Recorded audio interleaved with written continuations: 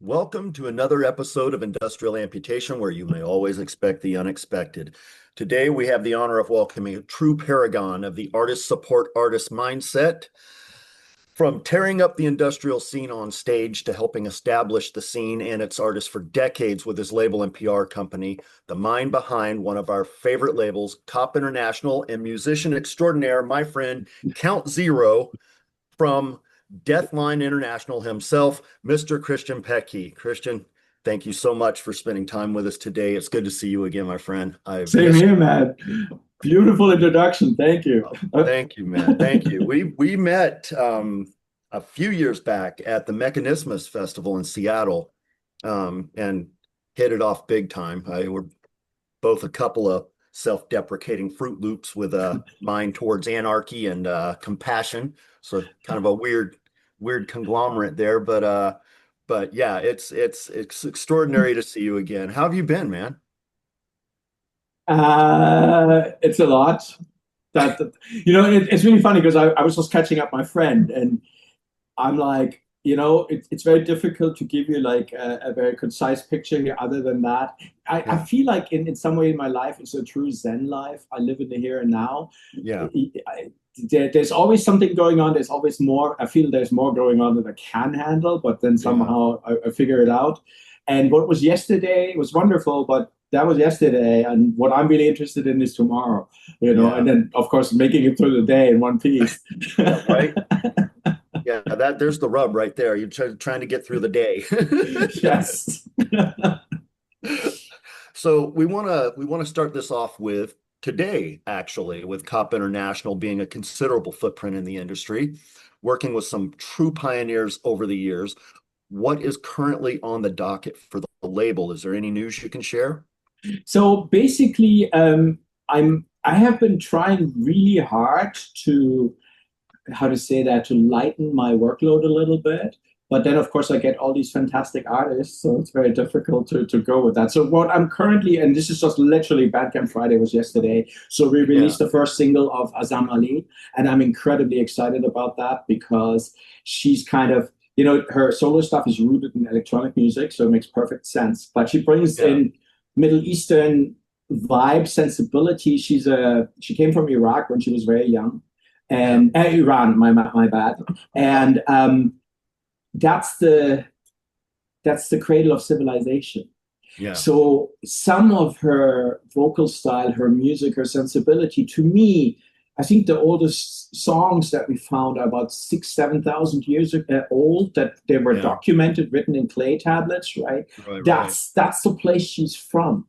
Oh man, Right. And just and gives it so fucking A. yeah, you Yeah, get the idea. And so I feel like what she's doing is very current, is very modern, but at the same time is rooted in something that is as old as yeah, humanity in some ways. And then, of course, there's a whole backstory to her personal life. But so this is something that I find incredibly exciting, being able to connect on that level. I've seen her, when was that? 2023. It was awesome. I've seen her in Royce Hall in LA. And Spin Magazine called it one of the 10 best shows that year. And I'm not oh joking, wow. dude. I'm a flea bitten, hot, badass, jaded in the industry for 40 plus years. Two songs in, I have tears in my Oh eyes. my God, that's fucking beautiful. Like I'm moved to tears, Yeah, and she does this beautiful multimedia show. Her son is doing the lights, her husband is playing. I mean, it was just an amazing experience. So being able to work with her is just something that I absolutely adore and love. And so this is one thing that's happening. Then on the flip side, or on the polar opposite, it's really amazing. I just came back from Las Vegas, and I'm working with Bisto Blanco. yeah. Bisto Blanco is Chuck Garrick. He plays with Alice Cooper Band and Calico Cooper, Alice's daughter. Fantastic musicians. And he just had a gig with the Scorpions as Oh their bass wow. player. And now here's 14-year-old Christian, just to give you an Oh idea, my, because, yeah, of course, Cop is electronic music, but very yeah. broad. When I was 14, I mean, I grew up in Germany. So Right. Scorpions are huge. they're one of the very, very few German bands that made it on a global scale, Yeah, right? yeah. So I had a double tape deck, And they had a song, and I really liked the solo, and I really liked the chorus, and I felt they were too short. Yeah. And I took my double tape deck and basically cut my first remix. I Oh, didn't even wow. know what the remix was, but I Oh felt my like that God, chorus that's needed to be awesome. longer. So I made it Yeah. an eight. I think it was Steam Rock Fever, and I made it an 8 minute version. And I was Oh, remembering dude. headphones and just like rocking out, you know. Yeah. And here I am in Vegas watching my buddy play with them doing Oh, the man. venerable bass solo. It was just beautiful, dude. Oh, my So God. um, Wow. they're going to go on the road in November, and I'm really, really excited for them. We're going to put out a couple of remixes. Assemblage 23 did a remix. We have a new single, and we're going to have some live tracks. And again, I call this. So for me, Cop had two different stages. There Yeah. was the first stage, and when I started working with John Fryer, that became internally Cop 2.0. And Right. and one of the first conversations that we had is like, okay, well, we're not segregating, meaning we're really opening the format. And so Yeah. right now I gave you two examples. And of course there's Stoneburner just put out a new album. He's Yep. gonna go on the road. And again, it's so fucking cool. And you can see the excitement here, which Yeah. is really what motivates me. That's my fuel. I Yeah. don't have you seen Stoneburner Oh live? God, yes, yes. Stephen and Donna are big friends of the show and good friends. Um, Actually, Stephen sent us the other day. He sent each of us the Dropbox files for the album, and I haven't been able to digest the whole thing yet. But the tracks that I've heard, holy shit, man! You know what's so cool? It's like I feel so okay, I came from punk rock. Yeah, And Cold Wave, of course, was this combination of punk, metal, do it yourself, yeah, but there was also a hardcore political vibe. hmm The bands had something to say. They took a stance. This was not. I was in Bakersfield. That was probably 1987 yeah, with my first American girlfriend, and we watched MTV. And I think Vivisection came on, yeah, and I was like my jaw was on the floor. yeah, That was intense. That was brutal. That was a valid point. yeah, And it was shocking. And I feel, I'm not trying to rubbish. How do you say that? You know, I'm looking for musicians that have something to say. yeah, And again, now going back to Steven, in some ways, what he's doing right now reminds me very much of those early 90s. There's yeah, a certain rawness to it. Steven describes himself as a non political person that's currently really pissed off because you have to hmm be blind to not see what's going on around us, and it's for sure. terrifying. Yep. And it's been in the making for a while. So he's taking a stance. Yeah. And when the record came back, Mark did such a beautiful job. I was telling him, I said, you know what? I feel like the sound of this record there's a heaviness. I don't know. It's hard to describe, but Yeah. in some ways, I love cyberpunk. As a literature form when it came up, I really jumped into that, and for me, that had that vibe, and we're getting there. Where Yeah. you have the designer drugs, you have the augmented bodies, and you have the fucked up shit that's going down. And here's a guy that somehow is able to channel that Yeah. and put this into his music, into his live show. This is another thing, Yeah. for me. And I feel like without dissing it too hard, I felt like when we took a detour, we basically incorporated a lot of electronic pop music, hmm and that kind of, and forgive me, English is my second language, I think whitewashed or it made it it sanitized it. It diluted it a little It bit. diluted it, exactly. It wasn't all of a sudden it was about this girl or this guy, or there wasn't really Yeah. a message per se. It was very personal, and it Mhm. was very accessible. It was very, Yeah. very pleasant, so to speak. And this was a moment in time where I personally was like, I felt like we lost some momentum. Yeah. And I felt like we left some of that message that really attracted me behind. Yeah. And I'm incredibly happy to represent artists, like I said, that have something to say. Yeah. And I really, again, this is one of the hardest things in music, is to be unique. and to create something that is you. And that's another thing about Steven that I love. It's the same with Azam. It's the same with Bisto. Like I hear a couple of, even if I don't know the song, they're distinct. You can recognize it. You know? One of the things I really, really like about what he's doing is his ability to bridge analog and digital in a very spiritual way. And you know, it's like the old 90s version of the cyber technomancer kind of mindset. And he's got that in spades. He really does. And because I mean I'm kind of new to Stoneburner. It was just a few years ago when I had heard them for the first time, and we had them on the show, and then I ended up seeing them at Mechanismus and just blew my fucking head off. And I love that show because it's two people, and two people a lot of times is like, oh my fucking God, kill me now. Because there's just not a lot happening. And here he is. And guys, he's going to be on the road in September. So check this out. You cannot miss a Stoneburner show. You just It's a show. It is. And I think this is also a thing that, okay, so let me explain how I started the label. I was in San Francisco, and there was this the street magazine, Bay Area music magazine. And you could get this at the corner out of a box, you know. And they talked about industrial music. And Consolidated was on the front page. And then then they had Diatribe, and they had a bunch of other bands that were local growers. And they also had clubs. And they had and showcases, and I was like, "Oh wow, that looks kind of cool. I gotta check that out." And my first show was Diatribe. Oh, and that's a fucking great show, man! Oh my God, I always liked beats, but I also wanted the energy, the punch, you know, the anger. And I walked up to them afterwards. I don't know, I was cocky and young. And I was like, okay, guys, if I find distribution, I start a record company. No joke. We made a handshake deal, and that was the first record. Battery was the second. And it was that band right there that you just mentioned. You know, it's really, I mean, Battery was really amazing. I mean, I worked with these guys for 10 years. It was incredibly sad when they broke up because they were just at the cusp.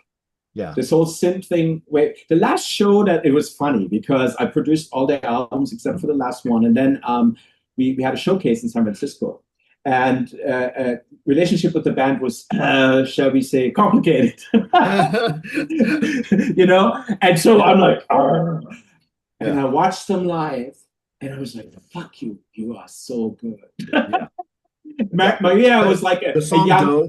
I still request the song Go at any time I'm out dancing. And half the time the DJs are like, who? Exactly. Well, you know, it's been a while. It's been a while. What do you mean, who? Are you trying to make me feel old? Well, you know. I'm like, yeah, exactly. I'm turning 60 next year, dude. Don't get me started on that shit. I'm right on your heels, man. I'm right on your heels. But it's a life well spent. I'm not complaining. Yeah, no doubt. Yeah, there's been a lot of fun for sure. So, where do you find new talent? So this is really interesting because in some ways I feel like we already have an incredible roster of bands, and I have a lot of help, but it's very much on the day-to-day. It's a one-man show, so I need to be very careful. So the truth is, I tell bands almost on a daily, I'm sorry, I like what you do, but I cannot work with you. And so it's a bit of, I have a lot of industry contacts, and they see what we're doing.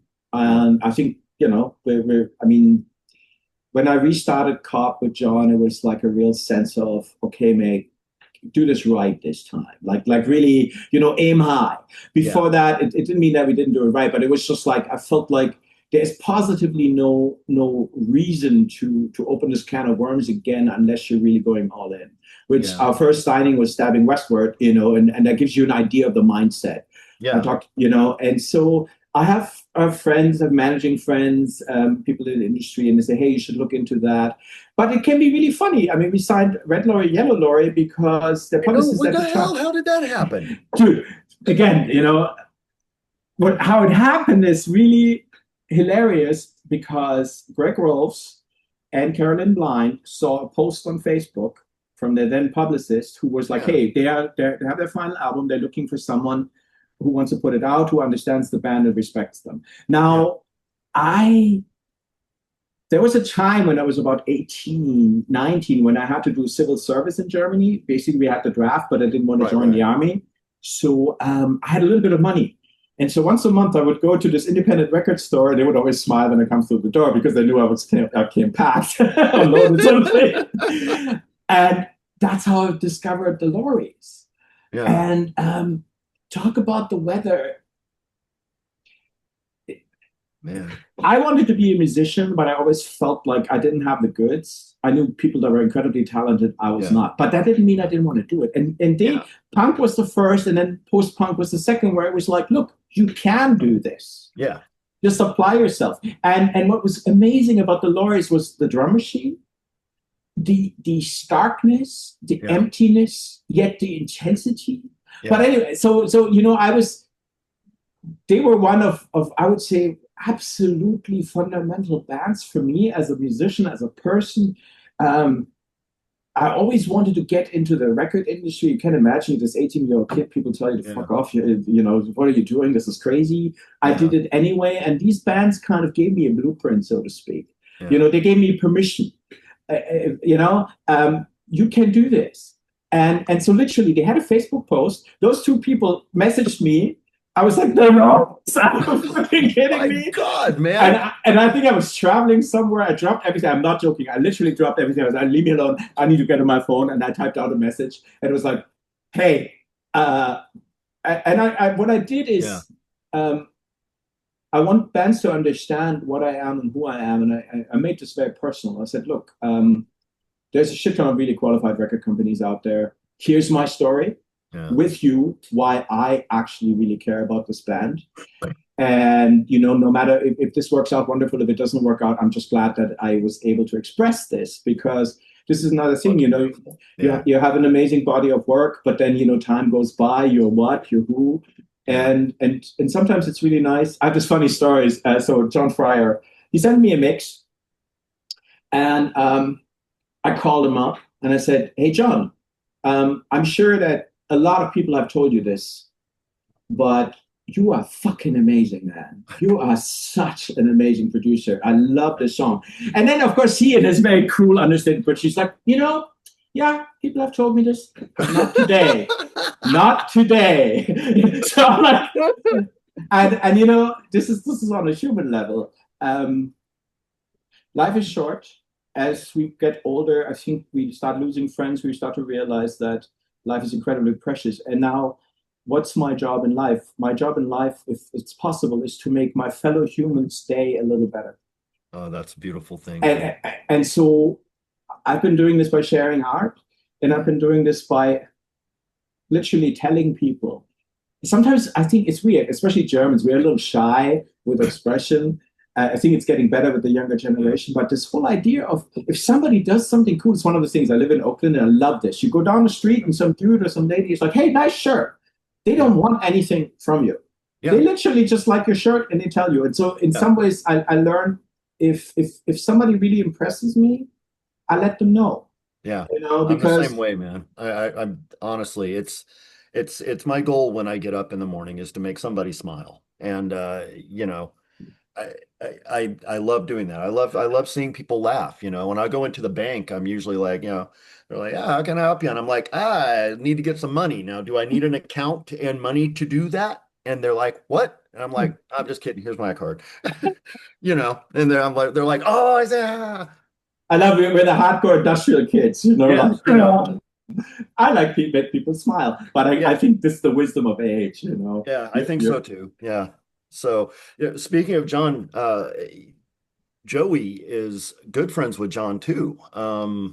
It's been a few years since I've talked to him, but yeah, John's a great person. Yeah, you've got some questions though, yeah? Yeah.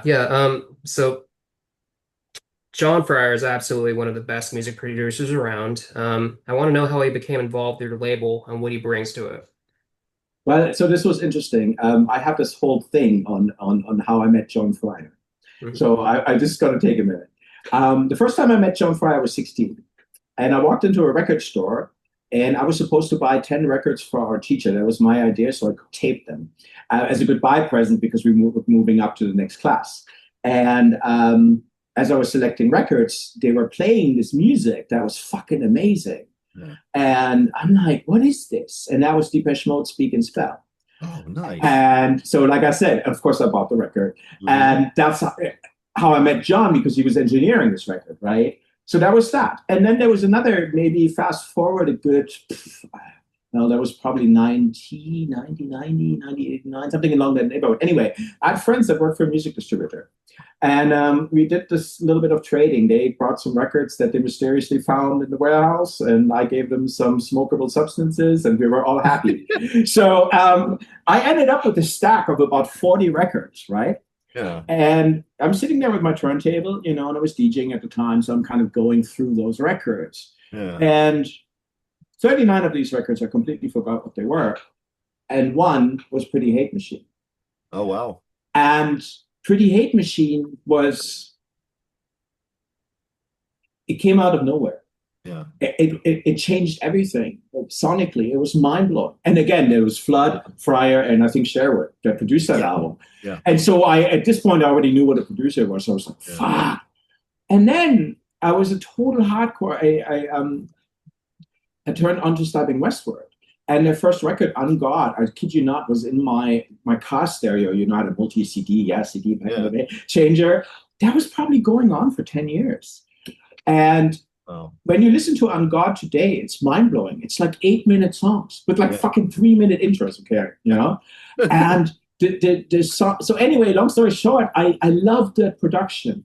And so with Deathline, we're doing something very similar. And at the time, we were doing pretty good. And so I reached out to John's management to try to inquire how much a production would cost. And then I got a price tag, and then I politely declined and cried a little bit. And that was that. And then again, and I hate this site with passion, because I think in some ways, honestly, social media is utterly toxic at this point. But John was on Facebook. And he posted, hey, I'm doing remixes. And I'm like, wait, what? And this is one of the coolest things in my life. And again, if I can impart some wisdom here. Yeah. Sometimes you need to just fucking jump. When there's an opportunity, you move. So John's asking people for remixes. So I was like, and we put out a new Chiasm record. And I was like, you know what? She has this really cool track. And so I was, hey, John, I have this label, I have this record. And, would you want to do a remix for this? And he listened to it and said, sure. So we haggled a little bit, as one does. But then he did a remix for her. And so this is how we established a professional relationship. And then Deathline had been working on an album a good 15 years. Yeah. There's absolutely no justification to work on an album 15 years. So kids, just put it out. Don't go through 50 fucking... And it became painful to the point where we had a couple of times where we felt like the record was ready. We started touring with it, but then I'm going like, no, I'm not feeling it. We need to do this better. Because anyway, I was dumb. Yeah. And then I was like, hey, I called him, or I sent him a message. I said, John, I have this record, and I think you would be perfect to produce it. I've been dreaming about John producing my album forever. Yeah. And my plan was, we release this record, and in some ways, this is going to be the end of my musical career. This is kind of, the label was kind of slowing down. A lot of changes has happened. I just lost my energy, my spirit, and it was very disheartening at times, And I was just like, you know what? Fuck this. I'm done with this. So I have John Fryer produce my record, and this is going to be the last release on the label. And how fucking cool is that, right? Yeah. Brilliant idea. And then I drive down to LA, and it's about a 6.5-hour drive, and I drove by myself. And the radio was broken, so I had a lot of time to think. And then I was like, I wonder what John's doing these days. So I go into the studio, which at the time he shared with Reese Fulber and Mattia. So right there is a shit ton of talent, right? And I'm like, wow. And within half an hour, this is crazy. You know how it is when you meet your idols. You never really want to meet your idols because they suck. So within half an hour, we started finishing our sentences. It was really fucking weird. Wow. And then I made the biggest mistake of my life. I was like, so John, what are you doing these days? So I'm running this record label. And he's like, well, because I mean, of course, a lot of people ask him shit and then they don't necessarily deliver. And then I drove home another 6.5 hours, a lot of time to think. And I was like, you know what? I'm going to, maybe I'm going to open, like I said, open this can of worms again. Maybe I'm going to go back. Because I had a time of about 7-8 years where I did very little. And sometimes I feel like, running a company and especially a record company is very creative. Yeah. And I felt like I was dry. I was empty. I was out of ideas. And I'm an idea guy. And when I have no more ideas, that's not a good thing. So then the motivation stalls, And I guess I had 8 years to refill that. And all of a sudden, and then of course, John gave me an incredible focal point because, well, fuck dude, I'm working with John Fryers. I better get my shit together. Yeah, no pressure. and I mean, now going back to, hang on, my cat wants to, destroy my artwork. Max, don't do that. It can be on my lap, but not up there. What she brought to the label, that was the first gift. It was focusing me hardcore. Yeah. And I think that was something that's incredible. And of course, he did a ton of production for us. And again, what was really beautiful is he sent me everything we worked on. I kind of, even if it was not related to the label, I would share everything. He switched studio a couple of times. We dialed in the studio. And so I kind of, in some ways, I feel like I was his apprentice for about 2 years, where I had the opportunity to work with a master on a daily, and this changed the way I listen to music. I feel like, I don't know if this ever happened to I played pool with a good friend who had a pool hall. Yeah. And whenever I played with this guy, my game went up 5 notches. Yeah. That's in some ways, on a personal level, that was the biggest contribution that I got from John. Oh, and then, of course, all the fun little stories, then this and that happened, and we did that, and then this person walked in, and I'm just like, But no, I have to say, and there was a friendship. I mean, we started during the pandemic, so I drove a couple of times down. We just hung out in the parking lot, shit like that, Oh, man. And then he would walk to the studio. Unfortunately, that one got condemned. And he would walk to the studio. It takes him about an hour, and he would walk back. And a lot of times he would just call me. And so we would chat for 2 hours a day, and just, of course, we would talk about the label, but we also talked about life, us, music, stories. And again, like I said, I feel incredibly privileged to have had that, because that was incredibly educational. Yeah. And it also, again, I set my standards a little higher. Yeah. It's always good to meet somebody that can raise the bar for you. Yeah. And boy, did he raise the bar, And so in some ways, I feel like that's why this is 2.0, because when I started Cup, I was, very, very young and very enthusiastic. And I was a musician. I didn't really have a lot of industry experience. I had to learn as I went, and when I restarted with John, I was a grown-up man. I knew what I would get myself into. I knew what this meant.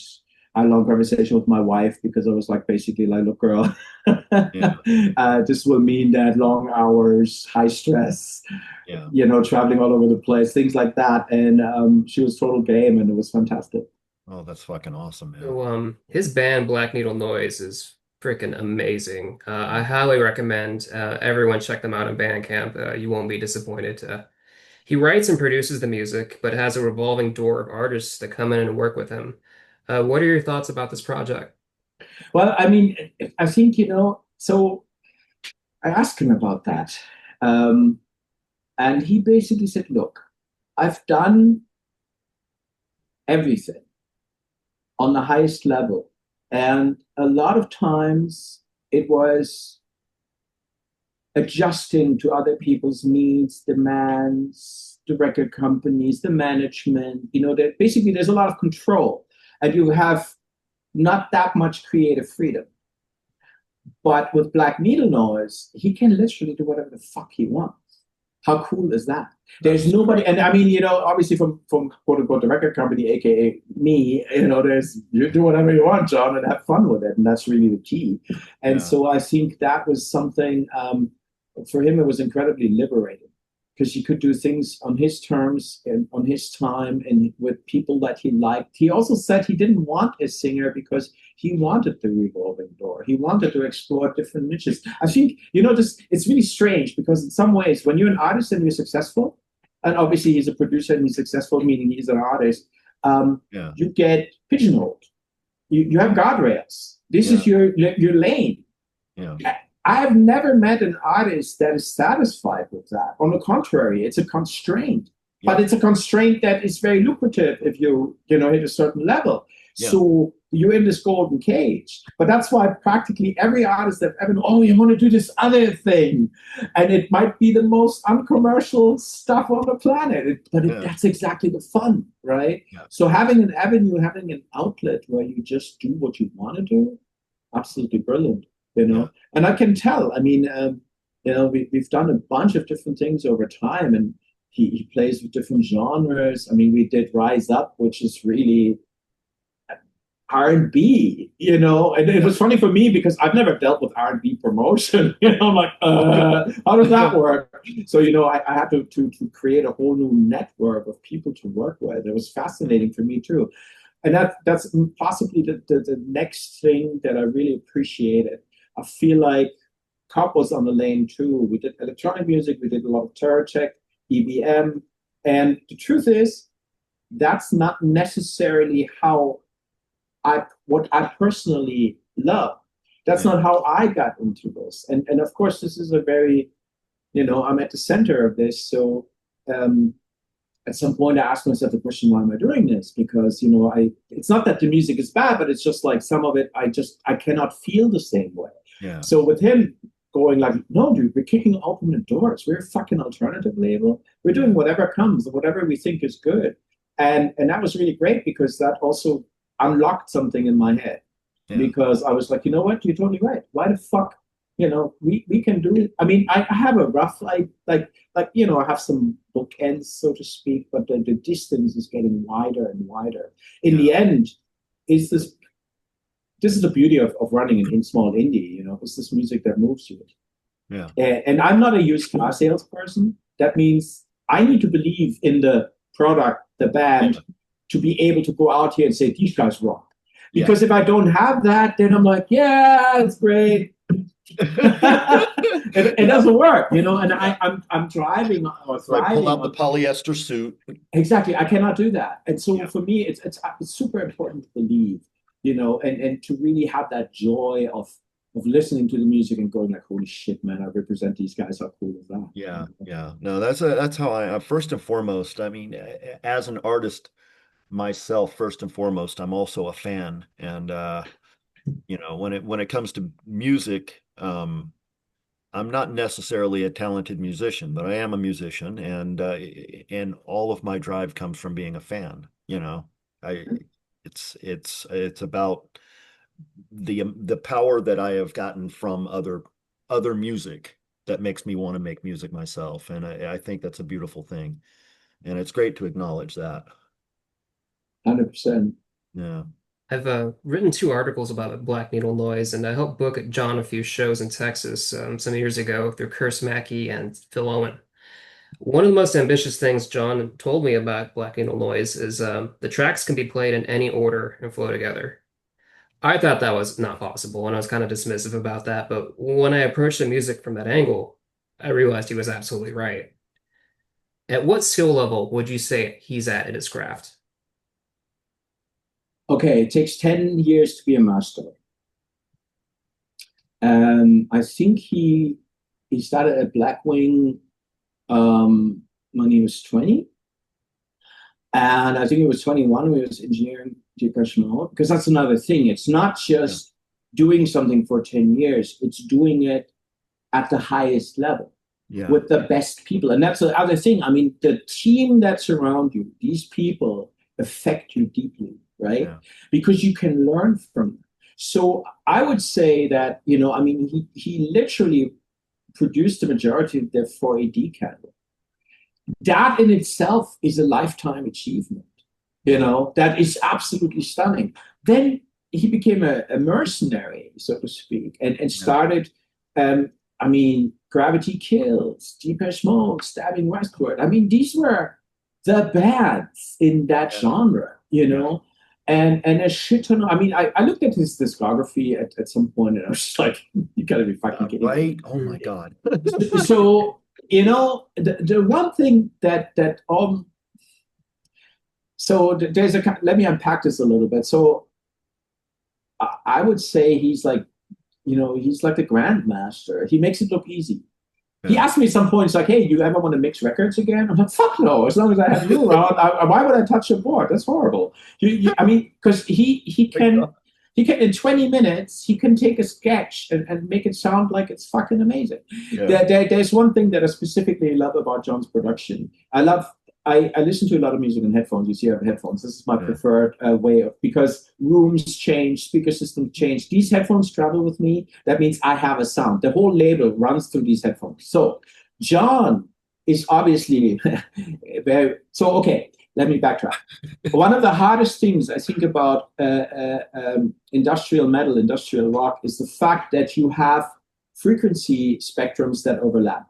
Mm-hmm. A guitar takes up a shit ton of space. That's so if you have a classic rock band, you have a well-tuned drum kit, you have a bass that has a defined spectrum, you have a guitar that kind of bleeds a little bit into the bass but has its spectrum, then you have the vocalist. That's it. Yeah. In electronic music, you can have 50 fucking tracks and you have this little bleep and that little bleep and that little thing. Yeah. And so what he does, he organizes this fucking mess. And he structures it in a way that makes it transparent and effective. And then the coolest thing is that you can listen to the music 50 times in a row. And the 51st time you go, what the hell is that? I've never really, and he also he has a 3D spectrum. So it's not just stereo. It's like something is behind, something is in front, something's moving. Yeah. So he creates these soundscapes, and now we're going back to Black Needle Noise, and that's why these things can. He creates these worlds, these atmospheres that you can really dive into, and then they start to seamlessly blend into each other. And I think in that sense, he's very, very, very unique. And this is a skill. Making a good mix, especially today, not that hard anymore. Yeah. We're not splicing tape. We're not having $1 million decks. You have everything in a laptop. You can have mix assistant programs, plugins. It's a lot easier. Yeah. But to create something again that is unique and like I feel he has a signature. So he's not. It's not that the band that's produced by John Fryer sounds like John Fryer, because as a good producer, the band has to sound like the band. Right. But there's a sonic inscription, like a hallmark that you can pinpoint. Like I said, I was listening to everything he was working on for years, and literally everything, and which is like everything out there. Man. And you start to feel that there's the way he creates space, the way he creates, he places objects in that space. The way he treats vocals. That's another thing. I'm a vocalist, so for me, vocalists are still the most important thing in the band. And I mean,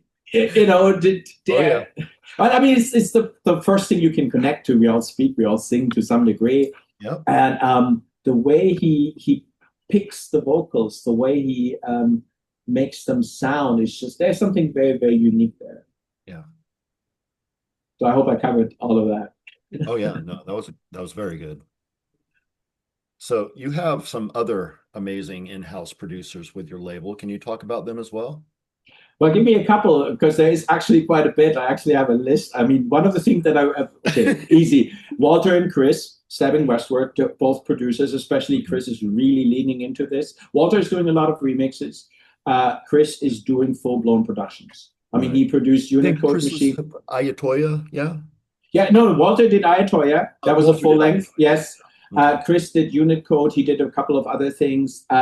And again, I hear a lot of those things, because eventually some of them land on my desk. That's how we signed unit code, because Chris is like, hey, I did this thing. I'm like, okay. Well, because again, you asked me, how do I find bands? Well, if Chris Hall says, hey, I produced this, you want to check it out? I'm like, yeah, sure. I mean, at a minimum for my personal I've got pleasure. a few minutes to listen. Yeah, exactly. So, I mean, I realized this is another thing that I did with John. I call it, I have a folder that's called the lab. Prior, we get a demo, we put out the album if we sign it. Now, sometimes I put things together with Deathline. We did Troops of Tomorrow, and I got Jello Biafra on board. Chris was singing. I had a bunch of people from the label. John produced the whole thing. And what that was, it was one of those pandemic things where everybody's sitting at home and going like, and here together. We never met in the same studio because everybody sent tracks. We did the thing for Ukraine. So there are certain things where I feel like this is classic A&R. I have this singer-songwriter, I have this producer, I have this musician, and you know what? I wonder what happens if you kind of put them in the same room. And we had situations where nothing happened. Yeah. Sometimes this was Pax Americana, yeah. And the Biafra thing, that was, I think we did this as a standalone single. Oh, okay. Yeah. There was just one song. Troops of Tomorrow is I think. So the Vibrators wrote it in the 70s, California band. The Exploited, the Exploited put it in the top 10 in the UK, and then we came in later and turned it into this electronic anthem. And for me, it was just Troops of Tomorrow. In some ways, is a lot about hope. It's about it's a very depressing time to live in the sense that when I grew up, there was this sense of the world is imperfect, but it's improving. Yeah. And tomorrow will be a better day. Yeah. We've kind of lost some of that. Not kind of. I know. It's brutal, dude. Because if I look into the future, it's terrifying. And so this is anyway. So for me, Trips of Tomorrow was, in some ways, it was like fuck the existing structure, but we're also moving forward, and we're going to create something new. Yeah. And there in some very strange ways, a very angry song, but it's also a song of hope. Yeah. And I feel like we need a little bit of that because times are not easy. No, we really do. We really do. I've been a massive Stabbing Western fan since the 90s. I saw them live many, many times. I remember seeing them perform a rehearsal show here in Austin for Darkest Days before that tour started. How did they become involved with Cop International? Well, so it's a funny thing. Reconstruction Record, does that ring a bell? Mm-hmm. San Diego, 16 volt. They had the Cyberflesh Conspiracy compilation. And that was Stabbing Westward's first release, Violent Mood Swings. And the funny thing is, they were really up and coming, and Columbia signed them. Columbia actually hit up Deathline exactly at the same time. I think we lost out to them. Good choice.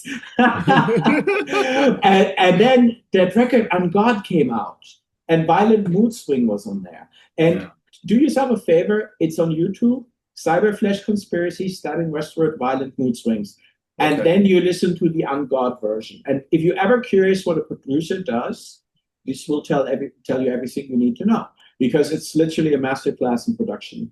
And so they were touring on that record. And I saw them in San Francisco on their very first tour at the DNA. Yeah. I was singing along. I mean, I knew this record inside out. And the funny thing is, me and the 10 other people in that room, we were totally into the band. So that's when I got into Stabbing Westward. I declare I'm like one of their ground zero fans. And again, I loved that band. I kind of stuck with them. Then they became mainstream, and I was kind of like they were fading away from me, right? And then what happened is, but they always had I felt they had this beautiful combination of There's anger, there's sadness, there's a story to tell sonically. The songs had hooks, they were catchy, yet there was a rawness to it. Like I was saying, God had these insane intros with all these intricate sound design things that as I was producing myself, it was just something that I was like, oh my God, this is so great. Anyway, so fast forward. So here I am with John, and I told him, I said, look, I'd be very happy to restart this label, but we need star power. We need somebody who can, we need to start with something serious. We need to say we are back. And so I forgot what the name is, something. Basically, they released an EP. And Chris Hall posted something on Facebook where he talked about the joys of packing CDs. And there was a whole table of, and it was very clear that he did not enjoy this one bit. And I was like, maybe I can help him with that. And so that was it. So I reached out on Instagram. And again, you notice the pattern here. Yeah. If you see it, you reach out. Yeah. This is the other thing I think that has fundamentally changed. A lot of times we were really reactive, meaning people came to us, we pick. Yeah. And some of that changed pretty dramatically in the sense that we started to go, this is a really cool band. I've talked to a lot of bands, it didn't work out, but doesn't, it happens, it's fine. But at least take the fucking shot. Ask. Yeah. Yeah. And so I had Chris on the phone, we talked a little bit, and I told him about John. Obviously, he was very intrigued because, and my thing because the last album that they did was, hey, let's put the dream team back together. Mm-hmm. We're going to get John. We got Tom Baker for mastering, which mastered all their albums. I got a new promo team, but the band was kind of like Walter and Chris were getting back together. It's like, okay, let's focus. And the truth is, at the time, I didn't quite understand it or realize that for them it was a really stressful time because they had a lot to lose. Because they left at a point. Their last album obviously was not that well received for obvious reasons because they got screwed as a band. But they were really nervous about picking up, and I reached out to multiple promoters, and the word legacy band came up a lot. And the truth is, I really never felt, because I feel like the new material, there's a clear lineage, but it's also an evolution.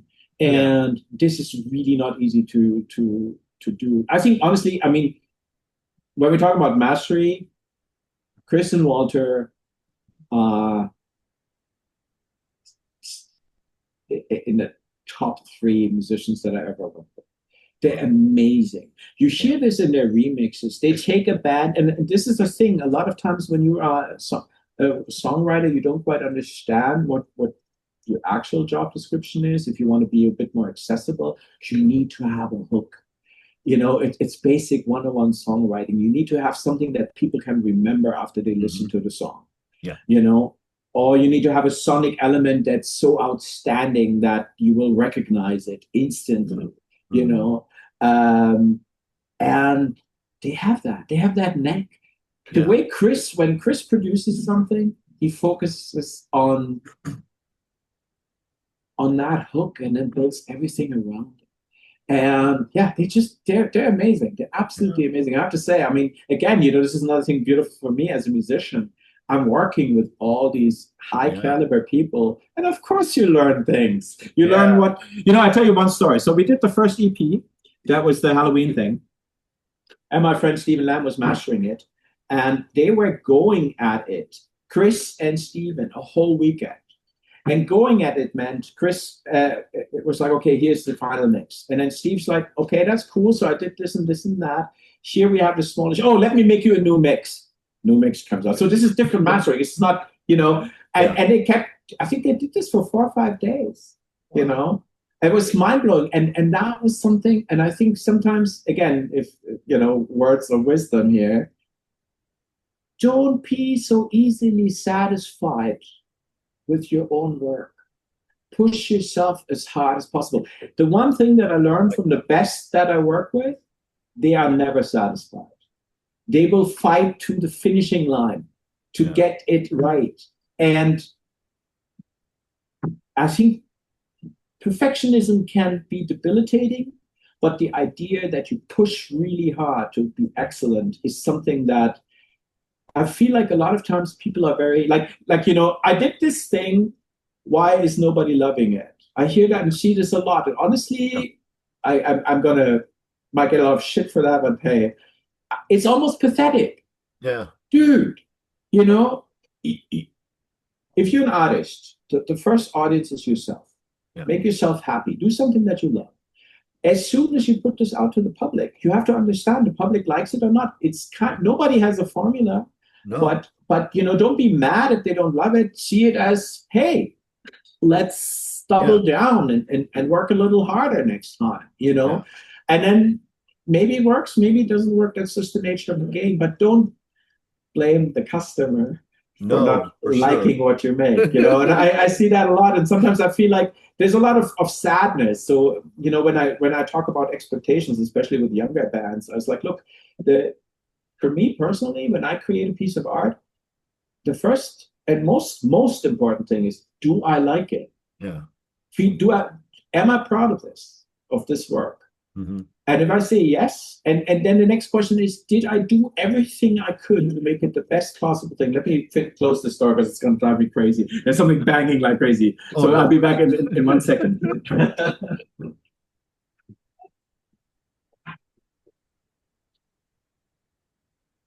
There's an album John Fryer did I recommend. It's called Dark Drive Clinic. Very, very. Oh, yeah. That's a good one. Clinic. Yeah. Oh, my God, dude. That record is beautiful. The singer is amazing. She lives in I think, Marin. She's really, really good. Anyway, so yeah, basically try, create something that you love. And if you achieve that, wonderful. Yeah. Everything else is icing on the cake. And the truth, this is another question that I asked John that I think was really eye-opening, or at least was for me. I was like, so when you're in the studio, when you did Pretty Hate Machine, did you know that it would blow up? Yeah. Is there a sense of, wow, this is going to be amazing? He's like, nope. Especially when they worked at Blackwing, I said, it was like clockwork. You have 6 days, 5 days, 7 days to record a fucking album. So it's like bam, bam, bam. He's working 16-hour days, 7 days a week in a dungeon, basically, And he said there were records that we thought were absolutely outstanding and we thought they would kill it, and they ended up doing nothing. Yeah. And there were other things that we did kind of on the side. This Mortal Coil is leftover stuff. Cocteau Twins were done with the record. Yeah. They had an extra day in the studio. So you know what? Let's fuck around, which can be really, really cool because then the pressure is off. It was really, really cool. Song of the Siren, I mean. Yeah. And that's also something, how little it can take to write something utterly beautiful. Yeah. That will never go out of style. And so, no, they didn't know. So again, I had a conversation with an artist who was incredibly frustrated, and I was like, don't just look at fucking dollar signs. You're an artist. Dollar signs should not be, I mean, sure, it's nice if you have the checks coming, but at the same time, you're not doing art to make money. No. Art is something that you do. You make money to make art. And it's wonderful if it works out and you build a career about that. Wonderful. Yeah. Absolutely. Of course, it's a dream come true. But if you're in this for the wrong reason, you might as well become a stockbroker. You live a happier life because, you're going to drive the nice car. If you're a musician and you have a 10-year window where you tour the world, fuck, dude, that's amazing. Yeah. And then what do you think you're going to do after those 10 years? If you're not lucky, you flip burgers. Yeah. It's true, dude. It's true. It's brutal. You see people that were on top of the world and now they're like, yeah, well. And so I think you have to really temper your expectations at times. And then again, this is the beautiful part. Go back to the core. Why am I doing this? I'm doing this. For me, I've always done art because I had to. Yeah. Because it was part of me. And in some ways, it always finds a way out. I was telling you that I took a big break from the label and I was doing music, but I got hardcore into photography. And when I look back at those years, my photography is actually really good. Today, I cannot take a picture of a life, because I had focus. Yeah. I had a reason. I was determined, and I put a lot of energy into it. Yeah. And now we're going full circle.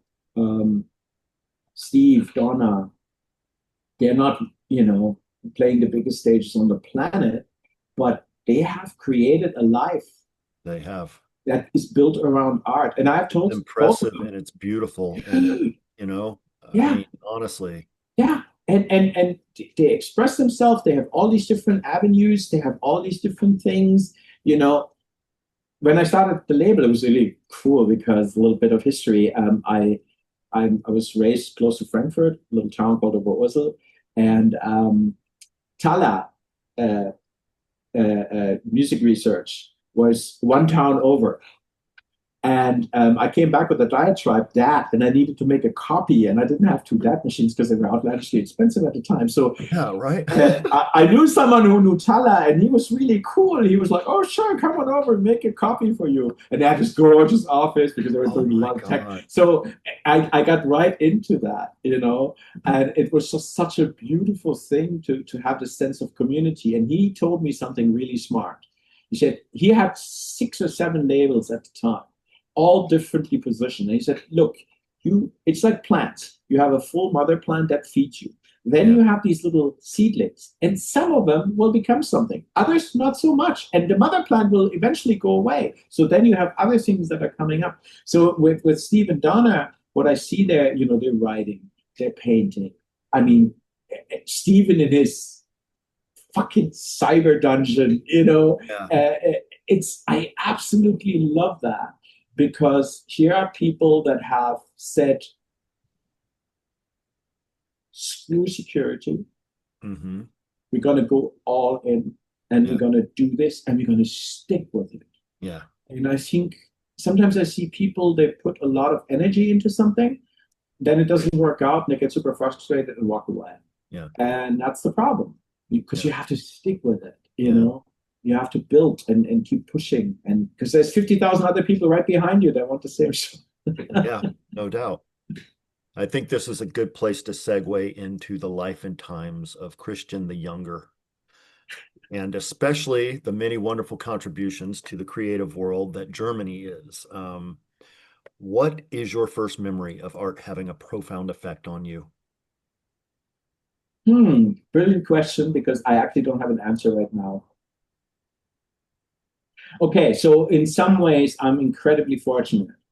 My uncle was an audiophile. He had a crazy stereo, and he had a crazy record collection. And I must have been 10, 11, and he played Kraftwerk. He played Black Sabbath, Uriah Heep. There was a punk band in Germany called Die Straßenjungs that nobody knows outside of Germany, but they were using dirty words. And so already this gives you a spectrum. So I remember he had a room dedicated to this. He also collected books on Japanese art. So I think in some ways, he was incredibly instrumental, because he was the cool uncle, and he did all the cool things, and he had the income to support that. So I think he was the first one to introduce me to something. And then there was this one TV show, Rock Palace. Yes. And I think it was one of the German radios, TV stations, and they did a big showcase once a year. Yeah. And so, at the time when I grew up, there was a lot of prog rock and all of that. And then there was this band called Ideal. And what they did is what we call Neue Deutsche Welle. So basically new wave, but they were singing in German. So bleach blonde hair, had the cool haircut, had the attitude, the makeup. And that was a moment where everything changed, because the first thing that they allowed me was to sing in German, which before that was super not cool. You would not sing in German because then we were some folk bullshit that nobody loved, right? But here was a cutting edge band that had attitude, and I could understand every word. And they were, so I think that was a moment when I look back where, because a lot of times before that, other people I didn't have a lot of money, so I taped a lot of my classmates' music. So I had a really broad range of things, literally from Beethoven to Jimi Hendrix and everything in between. Yeah. And but that was not my music. That was other people's music that in some ways they curated for me and they gave Yeah. me. Yeah. Ideal was probably the first band that I found on my own Oh, that's that awesome. totally blew my mind. And then the next step is about 4 or 5 years later when I said I could go to record stores and I could actually buy music.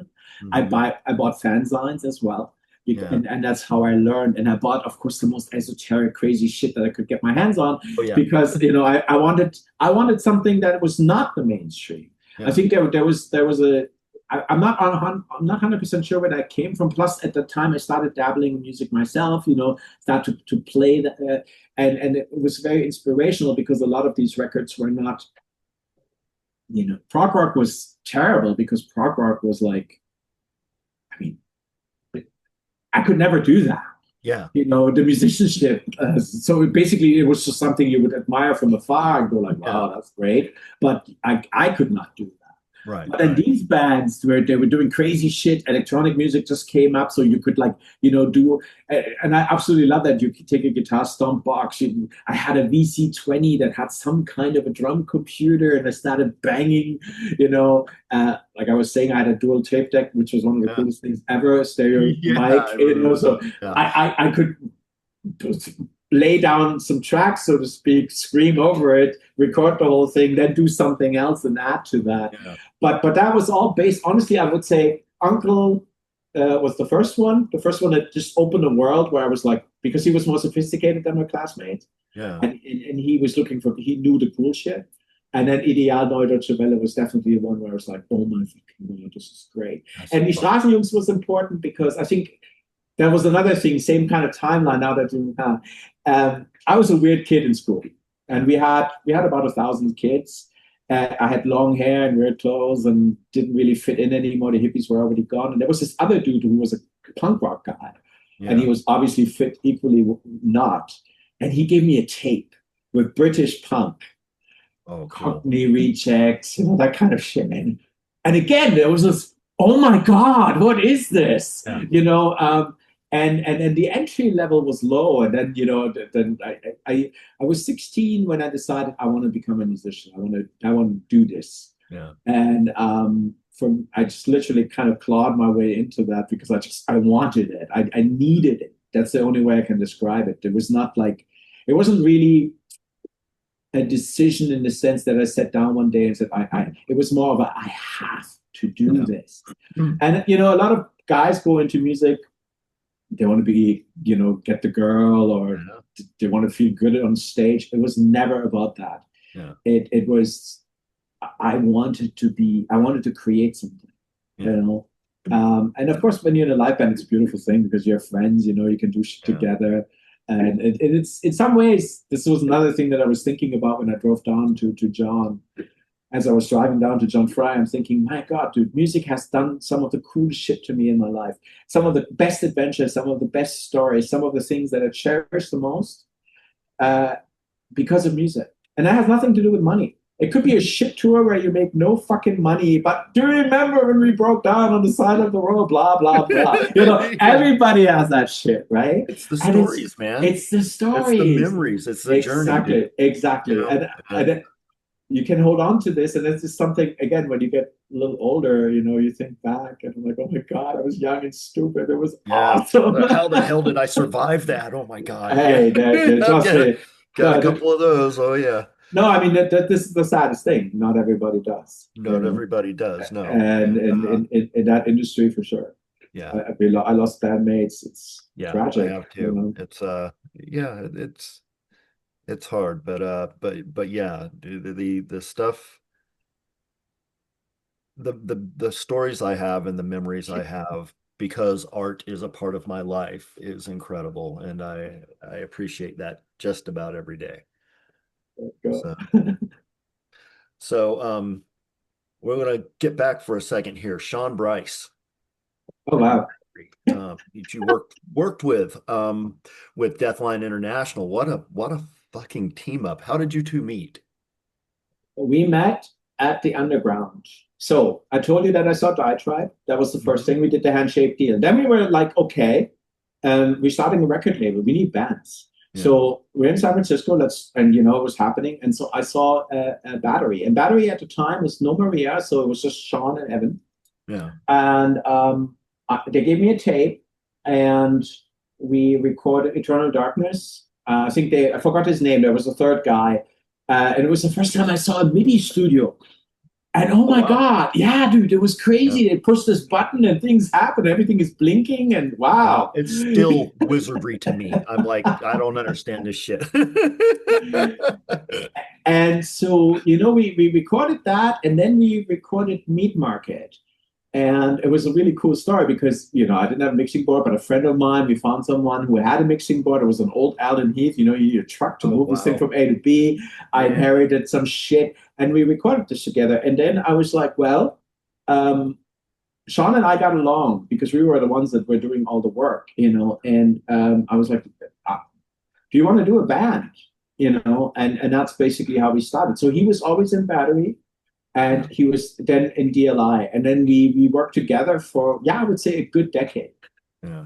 And it was in all fairness, there's a lot of gratitude on my end because he came from a very different world, and he introduced me to this world. Yeah. And it was kind of an eye opener.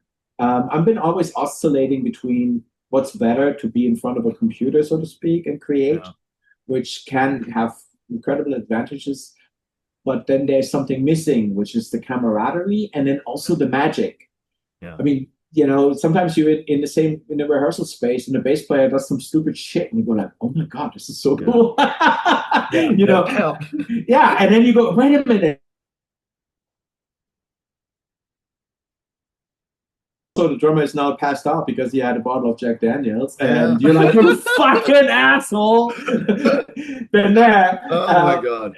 And the computer will not do that. I was just, God, I can't remember the song now, but I was just watching an old interview with Sting where he's talking about where he's like, no, you can hear it where I lost my